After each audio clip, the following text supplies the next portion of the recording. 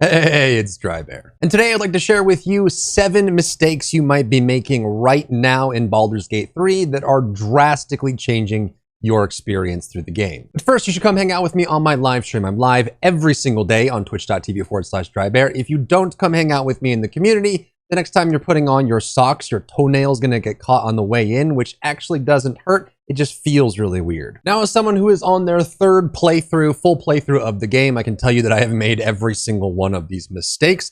And the first one we're gonna talk about is one that most people don't actually think about when they first start playing Baldur's Gate 3 and kind of takes them by surprise, especially on their first playthrough. And that is not respecting the passage of time. In Baldur's Gate 3, unlike most RPGs that ask you to suspend your disbelief that time is passing, some parts of the world, as immersive as it can be, are actually time limited, which means that if something is going on that seems dire or pressing, if you allow too much time to pass, that moment could have left you. Someone could no longer be available that you needed to turn a quest into. Someone who was fighting for their life, if they were burning or bleeding or suffocating in some way, if you let too much time pass, that situation will change and permanently, so that you won't be able to, unless you reload, make any alterations to what that is going on. And so if you aren't used to CRPGs or the way Larian tends to do things in their games, you really want to think about, if there's something going on, what you want to prioritize your time as. Now, granted, like most RPG games, there are still a lot about the game that is truly going to be infinite. You can leave your computer on for 24 hours while something seems dire and nothing is going to happen. But that's not true with everything in the game.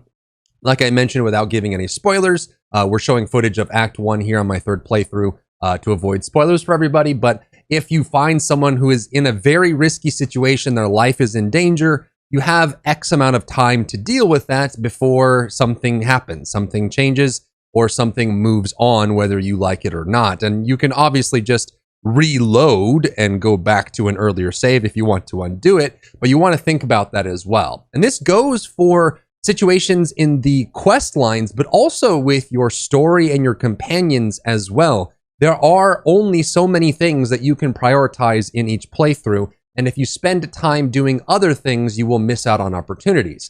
Now, some people may look at this as a negative. Personally, I look at it as a positive because it adds to a high level of variety and replayability for the game itself. Because maybe you didn't do something one playthrough and you want to try and do it your next playthrough, and you find out that it changes the world completely, or a companion that left your party permanently before is now in your party for the rest of the game, and you end up growing close, or there's other opportunities. So keep that in mind, that the time that you spend in game, primarily the biggest way that you pass time is by long resting, even if it's a partial rest. If you end the day and then go to sleep on your bedroll and rest, long rest, you will be passing the day forward to the next day. And some things will only be a couple days worth of time, which means that if you rest a couple times, your opportunity for that specific quest line or moment is going to pass and you won't get it back. The next mistake that I see people making all the time is not surprising enemies, kind of just walking in. And I think if you're playing on the first 2 difficulties, you may not notice that this is a big loss, but as you push to Tactician, or maybe even in situations where you are forced to fight very difficult enemies, it may become very obvious that allowing the enemy and you to be on equal footing at the start of the fight can be incredibly detrimental. And so what you may want to do is consider surprising the enemy, pressing Shift-C, putting your whole party into hide, finding an angle, putting it in turn-based mode, and then getting the jump on the enemy, which makes them lose their first turn, essentially giving you 2 turns in a row where you can deal damage, you can kill priority targets, or you can make things easier for yourself that previously, if you let those things happen, especially on Tactician where you can get one shot very easily, you may end up having a party member go down, and then you spend the rest of the fight trying to recover from that situation, which you could have avoided if you just got the jump on the enemies. The next mistake is not utilizing the benefits of out of combat actions. If you're in combat and you're in turn-based mode, when you take an action, your turn for actions is done unless you reset that. You get 1 action per turn, 1 reaction per turn, and 1 bonus action per turn. you're out of combat and you wait a couple seconds after taking an action, that will reset, which means that you get to take another. And there are plenty of things that you know you're going to do at the start of the fight anyways. Things like casting Bless, or casting True Strike, or casting Sanctuary, or casting like Mage Armor that lasts until next long rest. These sorts of things can be better done outside of combat because you know that you're going to do them and they're going to start combat that way. If they are a turn-based buff, so things like Bless, what you can do is you can press Shift Space to enter into turn-based mode, then buff, let it pass a turn, and then go into combat right out of that. That way it's not ticking down constantly and you're losing all of your turn bonuses or charges of that buff, and you can kind of save that up for yourself individually. Next mistake that I see people using is, or running into, is not utilizing elemental resistances to their fullest.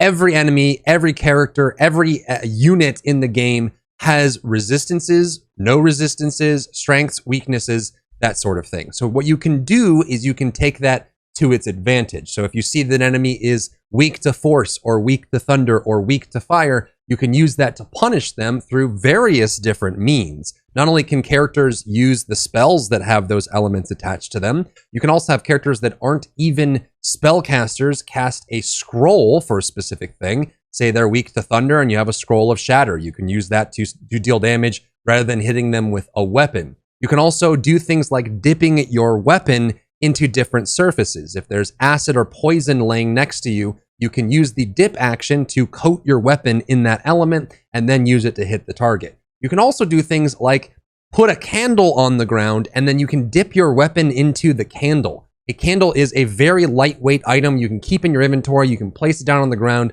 and all you have to do is hit the dip weapon action, put it towards the candle, and even that little bit of flame will coat your entire weapon in fire, and you can use that for fire damage. There's tons of ways you can add elemental damage to your attacks that can do exceptional bonuses for you as you're playing the game and make things super awesome and a lot easier, especially on the harder difficulties. The next mistake I see people making all the time is not actually using the environment and the items and tools that they're given. You can throw weapons if targets are weak to bludgeoning or piercing. You can throw alchemist fire to burn things down. And you can also, like you can see on screen with the spider fight, if there's something that someone is standing on that's destructible, you can just burn it or destroy it and cause them to fall. There's plenty of destructible environments. There's posts that hold up higher level things that may fall on top of enemies and deal damage to them. You can also pick up items that you can carry with you that may do insanely beneficial things to you.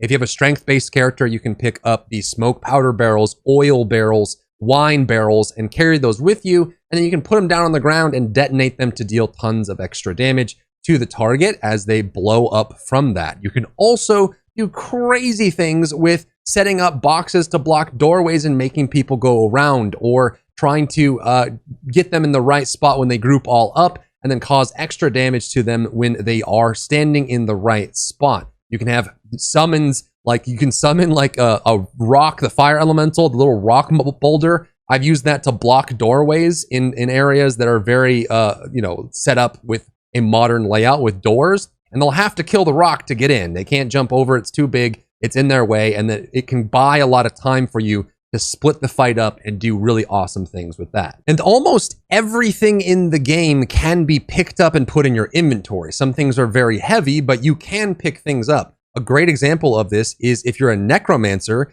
you can grab corpses that you would normally use to summon minions. You can pick them up and put them in your inventory and walk around with them, so that when you get into a fight and you're up against enemies that don't create corpses, or there's no corpses nearby to summon your minions, you can just drop the corpse on the ground from your inventory that you saved from earlier on, as creepy as it is, and then cast the summon minion on it and get that corpse from out of nowhere. It's like a little pocket Pokemon summon, except a lot grosser. Don't forget that you can interact with the environment in many different ways. If you find that a vent is creating a noxious fume that you don't want to have create that, you can grab items from your inventory and block it. So if you throw the item on top of the vent, it's going to block it, prevent that gas from coming out, and you can even trigger traps prematurely and get them out of your way. And it's even easier to do this when you use the tactical mode by pressing O, which gives you a straight top-down view on top of the vents, and then use throw to throw any item that has weight on it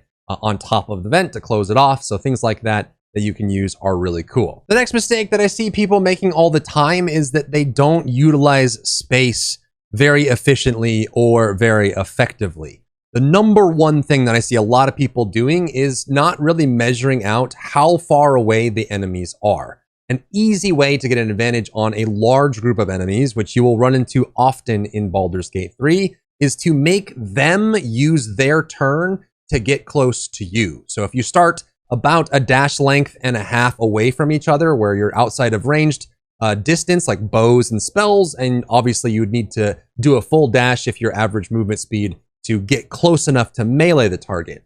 If you step back slightly and then end your turn, they will spend their turn coming to you, using their actions and bonus actions to get to you, and then you get to get the first attack on them. But I see a lot of players sometimes just, well, the enemy's too far away, I'm gonna dash and run in and try and get in range, and then the enemy gets to attack you first, and you get hit that way. You can also use choke points this way if you back up or climb higher and you make the enemy follow you. If the enemy is out of range, they will just use dash or teleport or misty step or whatever enemy you're facing. They will have to use their turn to move to you. And then when your turn starts, they're in range. You don't have to worry about that. So you want to be using the space as effectively as you can. And this goes for high ground, low ground as well. You want to get those high ground advantages on top of enemies and make sure that they have low ground disadvantage on you as well. And you also want to use that so that when you can group up on top of high ground, enemies that follow, you can knock them over with all kinds of spell effects. You know, the thunderous arrows or thunder wave or shoving or gust of wind or whatever it is. You can make them climb up to you on their turn, knock them onto the ground, they take damage. On their turn, they climb back up, you knock them back down. And that way you're getting free damage and not taking any damage in return because you're using the environment for your benefit rather than allowing the enemy to punish you for not having used the environment at all. The last mistake I see people making is a pretty common one and pretty straightforward if you don't play a lot of CRPGs, and that is not ungrouping or using turn-based mode to its fullest. You can very easily see a fight coming up and you can press G to ungroup all your teammates, which means they won't follow each other if they split up. And you can put all your melee in the right position to succeed in the upcoming fight. You can put your ranged on the high ground or a way to support their teammates without exposing themselves, or you can put them in a way where they can go step forward, use an attack, step back and hide behind a wall, which means the enemy won't have line of sight on them and they're safer that way. You can give them advantage from above, and then you can kind of set up everyone to be in the right spot at the right time. And also, if they're ungrouped and one person attacks, they won't all join the combat together, especially if they're all hiding. So you want to put all your characters in the right spot, press C or Shift C, put them all in hiding, and then each character gets to get a free launch onto the target before the target even gets a turn. They're surprised, and you get the right moment to attack, and it can really set you up for success in some really difficult encounters that otherwise you wouldn't have been able to overcome. So press G, unlock all of your characters, split them up, put them in the right spot. This goes for cinematic or campaign encounters as well, where you get the jump, someone gets the jump on you when the dialogue goes poorly.